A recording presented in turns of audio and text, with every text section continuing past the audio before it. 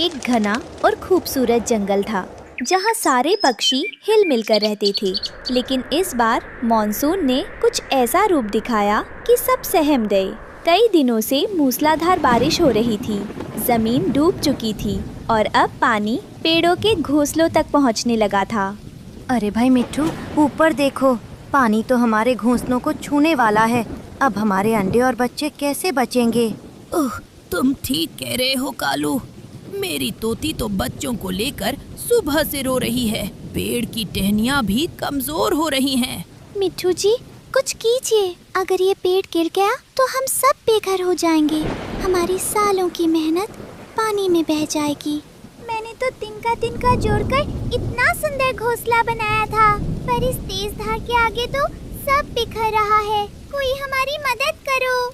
उसी पेड़ की सबसे निचली डाल पर रानो चिड़िया बैठी थी। वो स्वभाव से बहुत शांत, समझदार और हमेशा दूसरों की मदद करने वाली थी। जमीन पर रहने वाला उसका दोस्त चीकू चूहा भी बार के डर से पेड़ पर चढ़ आया था। रानो दीदी, नीचे तो पैर रखने की भी जगह नहीं बची। पूरा जंगल समंदर बन गया है। हम सब आज डूब जाएंगे क्या? घबराओ मत चीकू, जब तक हिम्मत है तब तक कोई न कोई रास्ता जरूर निकलेगा। तुम सब यही रुको, मैं ऊपर जाकर देखती हूँ कि बारिश का जोर कहाँ कम है। रानो चिड़िया ने अपने छोटे छोटे पंख फैलाए और तेज बारिश के बीच ऊपर की ओर उड़ने लगी। काले और घने बादल इतने नीचे आ गए थे कि मानो पेड़ की चोटी को छू रहे हों। तभी रानो को बादलों के बीच एक अनोखी चमक दिखाई दी। वो और नजदीक गई तो उसकी आंखें फटी की फटी रह गईं। वहाँ एक सुंदर बादल परी बैठी रो रही थी। प्रणाम परी जी, आप इस तूफान में यहाँ अकेली क्यों रो रही हैं? और आपके हाथ में ये चमकीली छड़ी कैसी है? ओह नन्ही चिड़िया, मैं बादलों की परी हूँ। नीचे जंगल का ये हाल देखकर मेरा दिल रो रहा है। मैं इस बारिश को रोकना चाहती हूँ, लेकिन दुष्ट तूफानी हवाओं ने मेरी जादुई छड़ी की शक्ति को बांध दिया है। मैं बेबस हूँ। परी जी, हमारे घर डूब रहे हैं।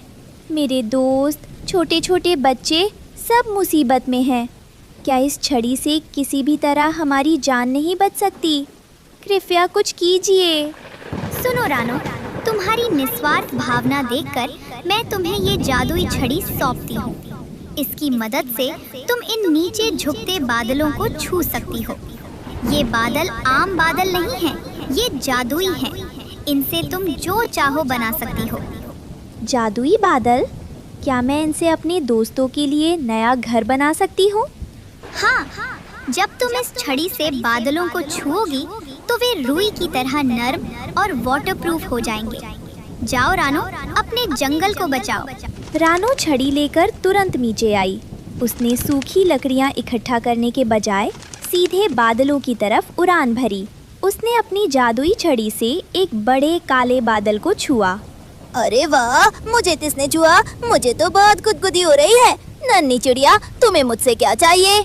बादल भैया, मुझे आपके शरीर का एक छोटा सा टुकड़ा चाहिए। मुझे अपने दोस्तों को डूबने से बचाना है। तुम्हारी सोच बहुत सुंदर है रानो। ये लो, मेरा सबसे नर्म और मजबूत हिस्सा ले जाओ। रानो ने छड़ी घुमाई और बादल का एक बड़ा सा टुकड़ा टूटकर उसके हाथ में आ गया। वो दिखने में सफेद रुई जैसा था, लेकिन छूने में बहुत मजबूत और पूरी तरह सूखा था। रानो ने उस बादल के टुकड़ों को आपस में बुनना शुरू ही किया था कि अचानक आसमान में एक भयानक गड़गड़ाहट हुई। वहाँ घमंडी और खड़ूस काला बादल अपनी बिजली करकाते हुए आ धमका। ए छोटी चिड़िया, तेरी इतनी हिम्मत? इस आसमान में सिर्फ मेरा राज चलता है। तू मेरे इलाके से बादलों के टुकड़े चुरा कर क्या कर रही है? चल, इन्हें वापस रख। मैं इन्हें चुरा नहीं रही हूँ खड़ूस बादल भैया। दयालु सफेद बादल ने अपनी मर्जी से ये टुकड़े मुझे दिए हैं। नीचे पूरा जंगल डूब रहा है। मुझे अपने दोस्तों की जान बचानी है। जान बचानी है?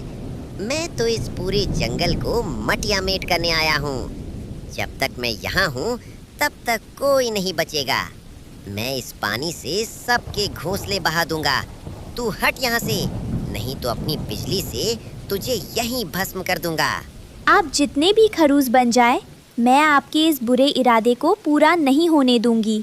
एक स्किल्फ विनाश करना जानते हैं, लेकिन इस जादुई छड़ी में बचाने की शक्ति है। अच्छा, तो इतनी सी चिड़िया मुझे चुनौती दे रही है? हाँ, ये ले मेरी तेज बर्फीली हवा का झोंका और कड़कती बिजली। देखता हूँ तू अपना घर कैसे बुनती है।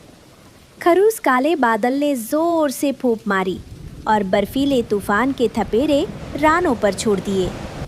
रानो के पंख कांपने लगे, लेकिन उसने हिम्मत नहीं हारी। उसने जादुई छड़ी हवा में घुमाई, जिससे एक सुरक्षा कवच बन गया और खरूस बादल की हवाएं उससे टकराकर वापस लौट गई। देखा खरूस बादल जी, जब तक मेरे मन में दूसरों को बचाने का नेक इरादा है, आपकी ये नफरत की हवा मेरा कुछ नहीं बिगाड़ सकती। रानो ने खड़ूस बादल के गुस्से की परवाह किए बिना तेजी से बादलों को आपस में बुनना शुरू कर दिया।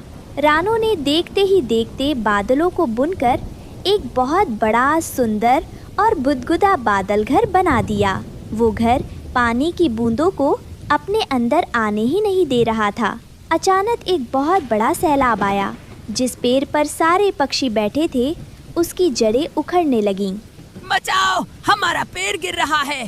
तोती, बच्चों को पकड़ो। दीदी, मैं तैर नहीं सकता, मुझे बचा लो। हे भगवान, अब हमारा क्या होगा? जैसे ही पेड़ गिरा, सारे पक्षी पानी में गिरने ही वाले थे कि तभी रानो चिड़िया अपना जादुई बादल घर लेकर ठीक उनके नीचे आ गई। कोई मत डरो, सब लोग जल्दी से इस बादल घर के अंदर कूद जाओ। चीकू, तुम मेरी पीठ पर बैठो। एक एक करके कालू कौवा, मिट्ठू, तोती, उनके बच्चे और टुनटुनी चिड़िया सब उस बादल घर पर कूद गए। जैसे ही वे उस पर गिरे, उन्हें लगा जैसे वे किसी मखमली गद्दे पर आ गए हों। अरे, ये क्या है? हम पानी में डूब क्यों नहीं रहे? ये तो तैर रहा है। जैसे जैसे पानी का स्तर बढ़ रहा था, रानो का बनाया वो जादुई बादल घर पानी के ऊपर और हवा में तैरते हुए ऊपर उठता चला गया। पानी की एक बूंद भी उसके अंदर नहीं आ पा रही थी। अब सब सुरक्षित थे। बाहर तूफान गरज रहा था, लेकिन बादल घर के अंदर सब गर्म और सुरक्षित थे। रानो, मुझे माफ कर देना। मैंने तुम्हारे अनोखे विचार का मजाक उड़ाया था। अगर आज तुमने अपनी सूझबूझ से ये तैरता घर ना बनाया होता, तो हम सब बह जाते। हाँ रानो, मुझे भी माफ कर दो। मैं खुद को बहुत चालाक समझता था, पर असली समझदारी और बड़प्पन तो तुम्हारे पास है। तुमने हमारे बुरे बर्ताव के बाद भी हमारी जान बचाई। दोस्तों, माफ़ी मत मांगिए। मुसीबत के समय अगर हम एक दूसरे के काम नहीं आएंगे, तो हमारी दोस्ती का क्या फ़ायदा? और याद रखिए, जब पुराने रास्ते बंद हो जाएं, तो डरने के बजाय लीक से हटकर कुछ नया सोचना चाहिए। वाह रानो दीदी, आपका ये बादल घर तो किसी जन्नत से कम नहीं है। अब तो मुझे इस बाढ़ से भी डर नहीं लग रहा। सारे पक्षी रानो की दयालुता और उसकी रचनात्मक सोच की तारीफ करने लगे। उस दिन सबने सीखा कि कठिन समय में हिम्मत न हारना और दूसरों की भलाई के लिए सोचना ही सबसे बड़ी ताकत है। बादलों के उस तैरते घर में अब पूरा पक्षी परिवार सुरक्षित था और नीचे बहता पानी भी उनका कुछ नहीं बिगाड़ पा रहा था।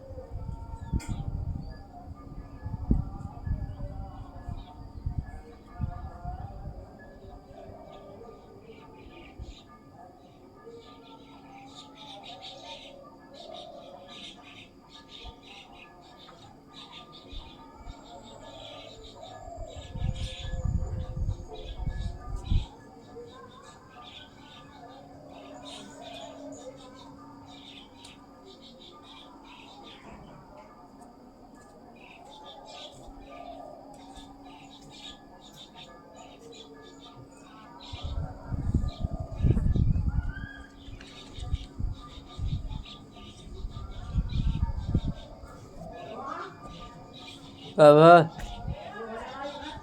हाँ हाँ आज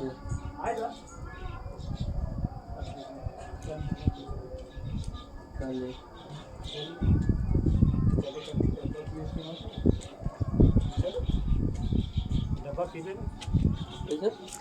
कौन डब्बा सुनाई पे कब कब सुनाई पे ठंडा